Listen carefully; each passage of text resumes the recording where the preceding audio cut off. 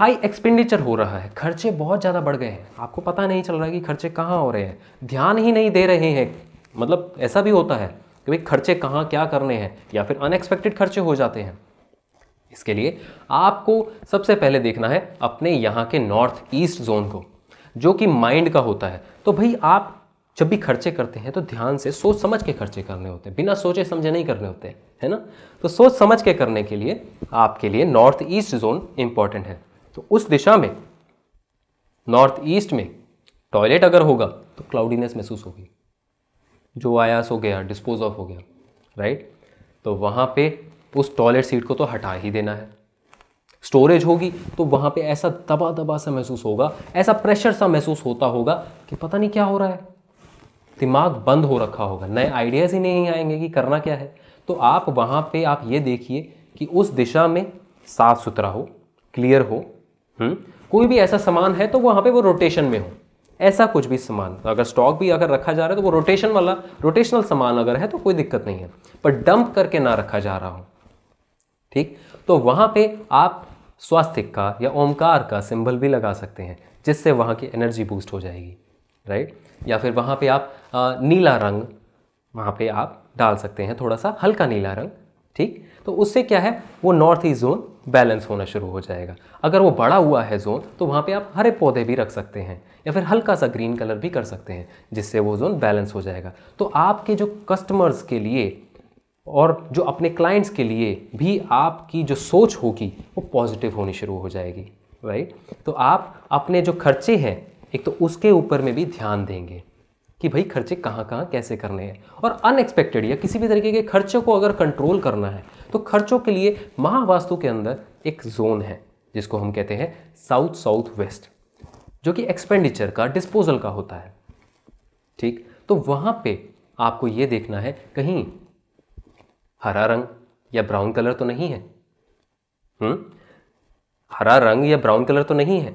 Toilet हो तो अच्छी बात है, ये एक ऐसा जोन है जहाँ पे टॉयलेट होगा तो अच्छा है। यहाँ पे अगर कोई सामान पड़ा होगा, जैसे मेरे एक क्लाइंट हैं जिनका कुछ सामान यहाँ पे उन्होंने एक नया काम शुरू करा था, जो कि उन्होंने वहाँ पे अपने कुछ इलेक्ट्रॉनिक इक्विपमेंट्स जो भी परचेज कर रहे थे वो वहाँ पे उस जोन में रख रहे थे, जो कि मेरे क्लाइंट थे, पर वो पर्टिकुलरली जिसमें कुछ होता है ना अपनी मर्जी से कहीं पर सामान रख लेते हैं, आम बात होती है, बट उन्होंने क्या किया वहाँ पे रख रहे थे। तो उन्होंने मेरे से दोबारा डिस्कस किया, हो क्या रहा था उसके कारण, वो जो सामान जो वहाँ पे रखा जा रहा था वो सामान जब क्लाइंट के पास जाता था बिकने के बाद वहाँ से उससे कंप्लेन आनी शुरू हो गई थी, वो सामान वहाँ जाके खराब होना शुरू हो गया था। क्या आप बात समझ पा रहे हैं? वो जोन ही ऐसा है जहाँ पे आप जैसा सामान रखेंगे वो जाके खराब होना शुरू हो जाएगा। या फिर कोई मशीन भी ऐसी होगी जो कि खराब हो रही है, तो ये तो नहीं कि वो साउथ साउथ वेस्ट में है, ये ध्यान देने वाली बात है, ठीक। जिसके कारण आपके अनएक्सपेक्टेड खर्चे हो रहे हैं, मशीन के ऊपर बिना बात का खर्चा लग रहा है, तो वो देखिए क्या वो किसी पर्टिकुलर मशीन पे ही हो रहा है, तो उस मशीन को उस जगह से हटा के देख लीजिए, ठीक, दूसरे जोन में शिफ्ट करके देख लीजिए। बहुत ही सिंपल उपचार है, नहीं तो नक्शा बनवा के प्रॉपर आप मेरे से योगदान में भी आके डिस्कस कर सकते हैं कि उसको कहाँ रखना है, ठीक। इसके बाद आते हैं अगले पे। अगली जो प्रॉब्लम है वो है आपका मुनाफा नहीं हो पा रहा है। भाई काम कर रहे हैं, मेहनत कर रहे हैं, प्रॉफिट नहीं हो पा रहा है, या फिर मार्जिन्स नहीं है जिसके कारण आपको प्रॉफिट हो, राइट। सो ना होने के कारण क्या क्या हो सकते हैं? भाई आप कॉस्टली परचेज कर रहे हैं, परचेजिंग कॉस्ट कॉस्टली हो रही है, मार्जिन्स कम है, या फिर बार्गेनिंग बहुत ज़्यादा करते हैं क्लाइंट, ये भी पॉसिबल है। या फिर आपको सही नो हाउ नहीं है, उस नॉलेज नहीं है उस प्रोडक्ट की सही तरीके से कि आप उसको किस तरीके से सेल आउट करें, राइट। और या फिर आप अपना पैसा मांग भी नहीं पाते हैं सही टाइम पे, तो सही टाइम पे आप पैसा नहीं मांग पाते हैं और उसके कारण क्या होता है, पेमेंट्स आपकी जो आगे जानी है वो सर पे खड़ी होती है, आपने पैसा मांगा नहीं तो रोटेशन जो है सही नहीं घूम पाती है। इसके कारण आपके जितने प्रॉफिट होते हैं वो डाउन में ही चले जाते हैं, तो वो सारा का सारा यूं चलता रहता है ग्राफ। तो उसके लिए हमें कहाँ लेके जाना है? ऊपर, ठीक। तो उसके लिए हम क्या करेंगे, तो सबसे पहले हम गेन्स और प्रॉफिट के लिए जो जोन देखेंगे वो देखेंगे वेस्ट, जो कि आपका प्राप्तियों का जोन होता है, ठीक। उस जोन के अंदर आपको ये देखना है कि वहाँ पे लाल या हरा रंग ना हो, वहाँ पे पीला या सफ़ेद रंग हो तो अच्छा है, ठीक। और उसके अलावा वहाँ पे अगर आप बैठ के अपनी सिटिंग पोजीशन भी अगर बनाएं तो भी अच्छा है। आपका गल्ला जो कि आपका जो काउंटर है या फिर आपका ऑफिस कैबिन है, वो भी अगर आप वहाँ पे बनाना चाहें तो अच्छे से बना सकते हैं, तो भी आप प्रॉफिट्स के लिए सही तरीके से काम कर पाएंगे, ठीक, और अपना पैसा जो अपनी प्राप्ति है उसको पा पाएंगे, ठीक है। इसके अलावा आप अगला जो जोन देख सकते हैं वो है वेस्ट साउथ वेस्ट, जो कि सही नो हाउ के लिए, आपको सही नो हाउ होने के लिए, सही नॉलेज मिलने के लिए, आपकी जो एजुकेशन लेवल है वो उसने स्ट्रॉन्ग करने के लिए वेस्ट साउथ वेस्ट को आप देखेंगे, जहाँ पे आपके अगर टॉयलेट होगा तो नॉलेज लेवल ज़ीरो होना शुरू हो जाएगा, आपको समझ ही नहीं रहेगी कि इस प्रोडक्ट के लिए इन फीचर्स को मैं बता देता, इन फीचर्स को, इस स्पेसिफिकेशन को मैं बता देता, ये प्रोडक्ट अच्छे मार्जिन पे बिक सकता था। या फिर जो क्लाइंट के सामने जो हमारा जो अपना ही एम्प्लॉय अगर सेल भी कर रहा है, उसको भी अगर सही नो हाउ नहीं है, उसके लिए भी आप वेस्ट साउथ वेस्ट जोन को ही देखेंगे। तो आप क्या कर सकते हैं, उन प्रोडक्ट्स की, जो भी आपके प्रोडक्ट्स हैं उसकी कोई गाइडलाइन या फिर उनके कोई स्टैंडर्ड प्रोसीजर्स हैं, या जो बेस्ट प्रोडक्ट्स हैं जिसके जो सही अच्छे गुड सैंपल्स हों, उनको आप वेस्ट साउथ वेस्ट में भी अगर आप रख देंगे तो भी आपके प्रोडक्ट्स के सही नो हाउ, सही नॉलेज आपको मिलनी शुरू हो जाएगी। तो उससे आप अपने प्रोडक्ट्स को अच्छा बना पाएंगे और सही प्रॉफिट, अच्छे मार्जिन्स पे भी आप उसको बेच पाएंगे। इसके बाद आता है south of south east. South of south east किस चीज़ का जोन है वो हम जानते हैं, वो उसको हम इस तरीके से देखते हैं कि वो है कॉन्फिडेंस का एंड पावर का, कि आप अपने क्लाइंट से बात कर रहे हैं और कितना कॉन्फिडेंटली बात कर रहे हैं। पैसा मांगने के लिए कॉन्फिडेंस होना ज़रूरी है, तो सही कॉन्फिडेंस अगर होगा तो आप अच्छे तरीके से पैसा मांग पाएंगे। तो वो जोन होता है फायर का, फायर एलिमेंट का। तो वहाँ पे लाल रंग हो, हल्का लाल रंग, पिंक, पीच कलर चलेगा, अच्छा है, पर वहाँ पे नीला या काला रंग नहीं होना चाहिए, ये बात का ध्यान रखना है, ठीक। वहाँ पे टॉयलेट भी होगा तो कॉन्फिडेंस डिस्पोज ऑफ होना शुरू हो जाएगा, ठीक है ना। तो वहाँ पे आप उसको बैलेंस कर सकते हैं, वहाँ पे हल्का सा लाल रंग, या फिर वहाँ पे आप हनुमान जी जो कि आपके पावर एंड स्ट्रेंथ को देते हैं, है ना, जो कि पावरफुल कॉन्फिडेंस को अगर बूस्टअप करते हैं, अगर आप उनको मानते हैं तो साउथ साउथ ईस्ट में आप हनुमान जी की फोटोग्राफ भी आप वहाँ पे लगा सकते हैं। तो उससे अगर आप उनको मानते हैं तो वो भी कॉन्फिडेंस देते हैं ना, कॉन्फिडेंस मिलता है उनको देख के, तो आपको वो कॉन्फिडेंस बिल्टअप देंगे, राइट। तो इसके बाद कहानियाँ हमें बहुत अच्छी सीख देती हैं, ठीक। तो एक छोटी सी कहानी को हम यहाँ पे सुनते हैं। तो कहानी क्या है, किसकी कहानी है ये कहानी है एक राजा की। एक राजा जो कि एक अपने ही प्रजा में एक दुकान के सामने, एक व्यापारी की दुकान के सामने जाके खड़ा हो जाता है और अपने मंत्री को कहता है कि मैं सोच रहा हूँ इस व्यापारी को मैं फांसी दे दूँ। मंत्री ये सोचता है, यार बेचारा व्यापारी, ऐसी फांसी, थोड़ा दुख होता है उसको। तो जितनी देर में वो राजा से कुछ पूछने की कोशिश करता है तो वो राजा आगे निकल जाता है। तो वो मंत्री उस व्यापारी के पास जाता है, वहाँ जाके पता चलता है कि वो व्यापारी चंदन की लकड़ियाँ बेचता है।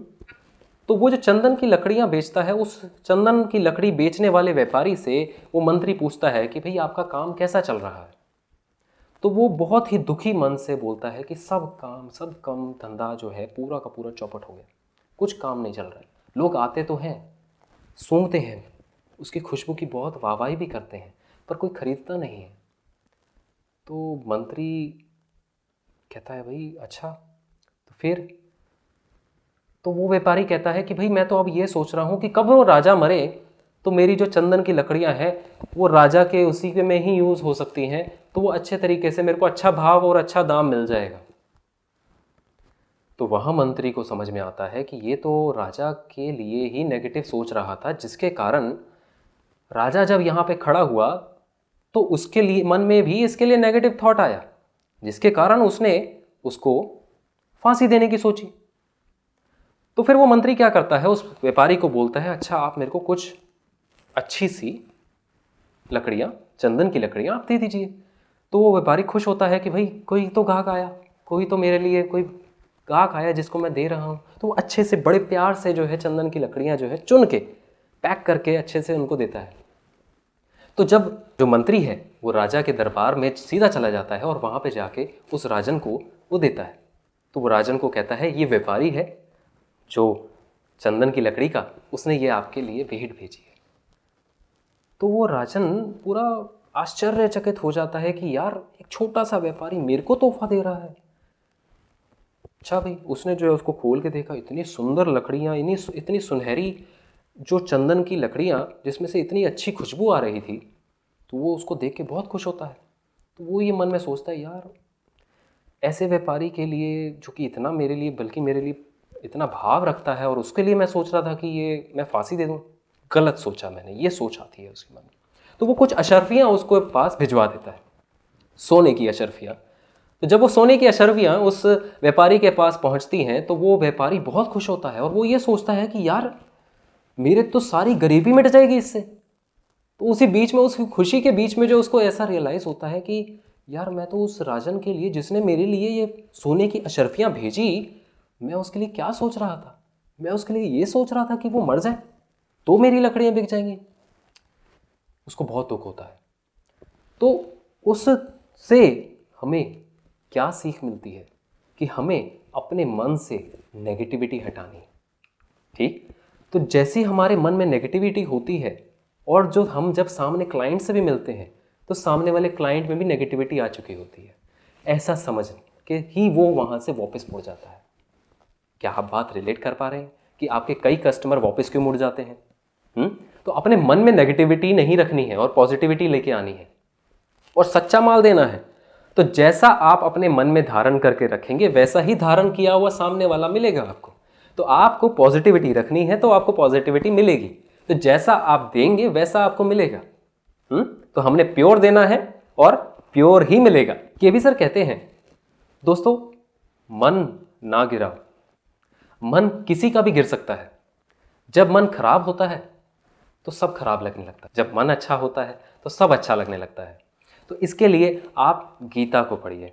गीता को जितना आप अच्छे से अध्ययन करेंगे, पढ़ेंगे, उसमें आपको अपनी सेल्फ रियलाइजेशन और अपने आपे में आएंगे और पॉजिटिविटी आएगी। खुद को रीइंस्टेट करने के लिए गीता से अच्छा माध्यम नहीं है। तो आप इस, जो कि डॉक्टर खुशदीप बंसल जी ने सहेजा है जिस गीता को, उसके लिए आप amazon.in पे गीता बाय खुशदीप बंसल भी आप लिखेंगे, GITA बाय खुशदीप बंसल, अगर आप लिखेंगे तो आपको वो वाइट कलर की छोटी सी किताब है, वो आपको मिल जाएगी। उसको आप ऑर्डर करके आप पढ़ सकते हैं, और चाहे तो उसको आप सीख भी सकते हैं, जिसमें केवी सर खुद उसको सिखा रहे हैं, जो कि आप महागुरुकुल.org पे जाके भी आप उसको एनरोल करके सीख सकते हैं। इसी कोर्स को अगर जब हम समझते हैं तो बहुत ही रहस्यमय है, रहस्यमय रूपांतरण देता है ये गीता हमारे मन को।